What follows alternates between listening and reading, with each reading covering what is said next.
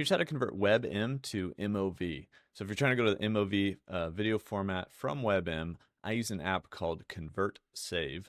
All you have to do is drag and drop your files in, select your output. In this case, we're going to MOV and hit convert, and it saves right next to wherever that file came from.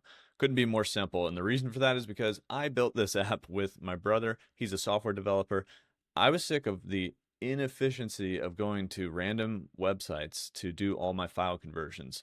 So we created this image, video, and audio file converter for desktop that works offline, doesn't upload your files anywhere, and it works for Windows and Mac. So I'm on Mac right now. This works on Windows just the same. Drag, drop, convert, save. You can also browse for files if you really want to, and we're adding a bunch of advanced features and trying to make things more and more user-friendly.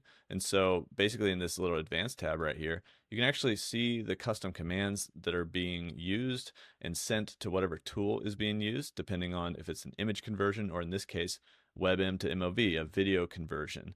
You see the default options. You can go in and build your own commands. So if you know what these are, then you're really advanced and you can just write them in here, or you can build out your own options. You can see these user-friendly adjustments and different settings that you can add to your conversion. So we could actually reduce the resolution of our video or even like the frame rate if we want to, and specify what we're encoding into our video.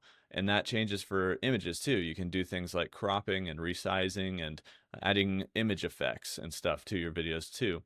So there's a lot of different things here in ConvertSave beyond just converting files. And you guys can find ConvertSave at convertsave.com, or I'll leave a link in the description or the pinned comment down below.